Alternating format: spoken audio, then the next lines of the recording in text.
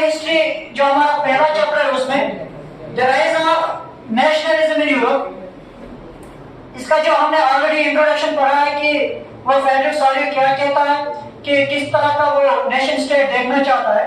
तो इसके रिलेटेड हमारा जो पहला टॉपिक है the French revolution and the idea of nation.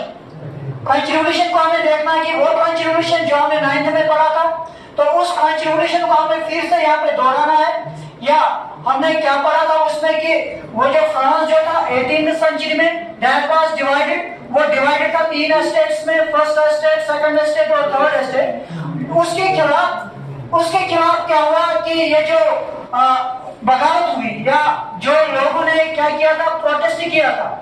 लोगों ने क्या किया कि भाई बर्फ जो एरिया हम पे रूल कर रहा है, ये सिस्टम खत्म होना चाहिए। लोगों को क्या मिलने चाहिए, लोगों को राइट्स मिलने चाहिए कि वो अपने लीडर को सिलेक्ट करें। तो अब हम देखेंगे वो जो फ्रेंच रिवॉल्यूशन आया लुई 16 के खिलाफ, तो उससे क्या हुआ, क्या कौन सा एरिया सामने आया। तो अगर हम देखेंगे यहाँ पर फर्स्ट क्लियर एक्सप्रेशन, तो नेशनलिज्म का जो पहला एक्सप्रेशन हमें देखने को मिलता है that came from the French revolution of 1789। 1789 में जो फ्रेंच रिवॉल्यूशन आया था वो एक मोनार्क के खिलाफ आया था, वो लुई 16 के खिलाफ आया था जिसके पास एब्सोल्यूट पावर्स थे। तो फिर हमने देखा कि कुछ स्कॉलर्स आए, उन्होंने आइडियाज दिए कि नहीं ऐसा नहीं होना चाहिए, बाय बर्थ एक ही पर्सन आप पे रूल नहीं करना चाहिए, but there should be some basic rights for the people। तो लोग जो है उनको चाहिए वो अपना लीडर सिलेक्ट करे। तो उन आइडियाज को देखकर लोगों ने क्या किया, प्रोटेस्ट किया। अगर हम देखेंगे तो यहाँ पे इसने क्या हमें जो ये जो फ्रेंच रिवॉल्यूशन आया, इससे हमें क्या फायदा मिला, या यूरोप में किस तरह से नेशनलिज्म का आइडिया आया। तो French revolution 1789 first of all इसने क्या किया, फ्रांस में जब रिवॉल्यूशन आया उस रिवॉल्यूशन में जो पावर था, या जिसको हम सॉवरेनिटी कहते हैं, उसको ट्रांसफर किया या उसको शिफ्ट किया। जो पावर पहले मोनार्क के पास था या मोनार्की के पास था, वो पावर अब शिफ्ट हुआ body of French citizens.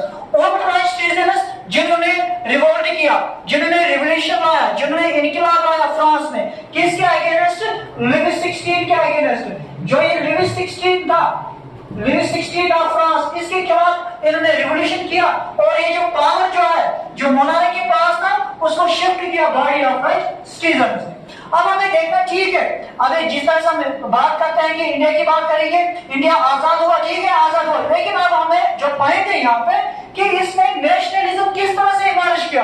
Nationalism means feeling of oneness. Nationalism हम ऐसे भी कह सकते हैं कि कलेक्टिव आइडेंटिटी, ये कलेक्टिव आइडेंटिटी यानी कि एक जैसी पहचान, ये किस तरह से इमर्ज हुआ, किन में, लोगों में, फ्रांस के लोगों में। ठीक है, अब हमने मोनार्की सिस्टम खत्म किया है, लेकिन अब ये एहसास दिलाना है या एहसास पैदा करना है लोगों में कि ये नेशन आपका है, आप लोगों के लिए है, आप लोगों को ही अब इस नेशन के फ्यूचर को देखना है, आपको ही इसके डेस्टिनी को शेप देनी है। ये आइडिया किस तरह से इमर्ज किया गया फ्रांस के लोगों में।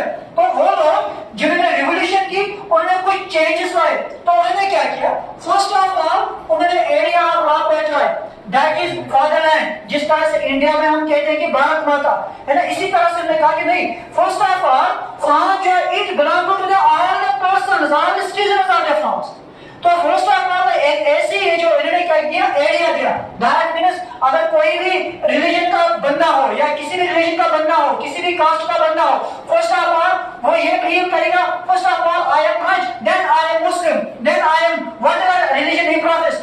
कौन सा रिलीजन वो प्रोफेस करता है, पहले वो ये देखेगा कि नहीं मैं पहले फ्रांस का सिटीजन हूं, उसी को कहेंगे आप फादर है। इसी तरह से लिस्टेड मींस सिटीजनशिप, वहां पे सिटीजनशिप का आइडिया ही नहीं था, लिस्टेड का आइडिया ही नहीं था। Those were the people of France, they were the subjects of monarch, they were the subjects of the king. और देखा नहीं, ऑल आर द सिटीजन्स। तो इन आइडियाज ने क्या किया, जो ये फादरलैंड था या जो सिटीजनशिप था, इन्होंने जोर दिया यूनाइटेड कम्युनिटी पे।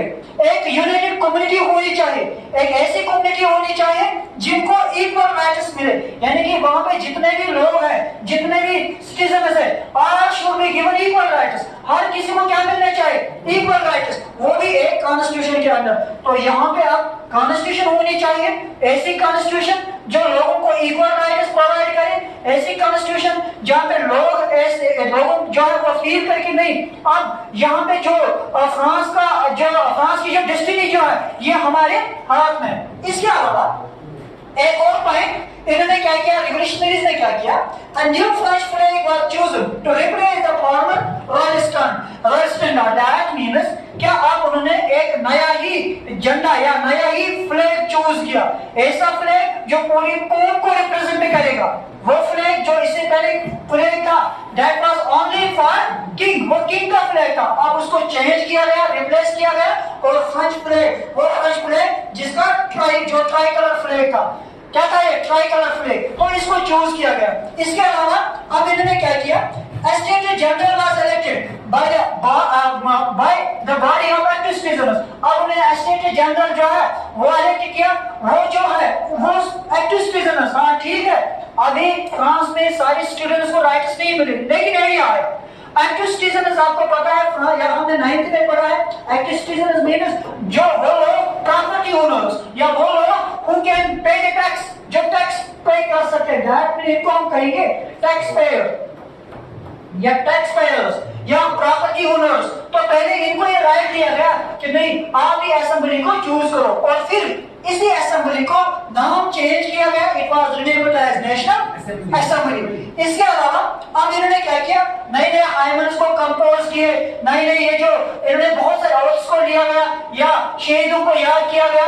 दैट मींस कि वो लोग जिन्होंने फ्रेंच रिवॉल्यूशन में एक इंपॉर्टेंट रोल किया था या जिन्होंने लुई 16 के खिलाफ अपनी जान जो है वो कुर्बान की, सैक्रिफाइसेड देयर लाइव्स। अब उनको क्या, इनको हमें सल्यूट करना है, इनको हमें सलाम करना है, इनको हमें याद करना है, कमेमोरेटेड। तो क्योंकि उन्होंने एक इंपॉर्टेंट रोल अदा किया है किसके खिलाफ, फ्रांस में इनकलाब लाने में। इसी तरह से जो यहाँ पे इंटरनल कस्टम ड्यूटीज थे उन कस्टम ड्यूटीज को खत्म किया और एक uniform system of laws, uniform system जो है वो यहाँ पे एस्टेब्लिश किया। समझ में आया, ये किसने किया, ये इन्हें फ्रेंच रिवॉल्यूशनरीज ने किया। जब ये फ्रेंच रिवॉल्यूशन आया उसके बाद ये ऐसा हुआ। So we can say that was only because जब पावर जो ट्रांसफर किया गया मोनार्की से लेकर बॉडी ऑफ सिटीजन्स को। इसी तरह से वहां पे बहुत सारे लैंग्वेजेस बोले जाते थे, डिफरेंट डायलेक्ट्स थे। अब उन्होंने फ्रेंच लैंग्वेज को चूज किया, इनको डिस्करेज किया पहले, और फ्रेंच लैंग्वेज को चूज किया एज ए कॉमन लैंग्वेज। और इसी तरह से फिर अगर हम देखेंगे, क्योंकि हमें देखना है यूरोप में नेशनलिज्म, इस फ्रेंच रिवॉल्यूशन का ऑब्जेक्टिव क्या था, मकसद क्या था? मकसद ये था कि रिवॉल्यूशनरीज ने फर्दर डिसाइड किया कि ये जो मिशन है या ये जो डेस्टिनी है हमारी, ये जो फ्रांस का, फ्रेंच नेशन का, वो ये है कि यूरोप के जो भी बहुत सारे स्टेट्स ऐसे हैं या बहुत सारे कंट्रीज या स्टेट्स ऐसे हैं जहां पे वो डिस्पोटिज्म के अंडर अपनी जिंदगी गुजारते हैं। दैट मींस अब वो डिस्पोटिज्म से इनको हमें आजाद कराना है। सो वी शुड लिबरेट, हमें इनको आजाद कराना है, लिबरेट कराना है, कैसे? डिस्पोटिज्म से। और in other words they believe that help other peoples of Europe, हमें यूरोप के दूसरे लोगों को हेल्प करना है, किससे? कि वो भी अपने नेशन बनाए। That was all about French revolution.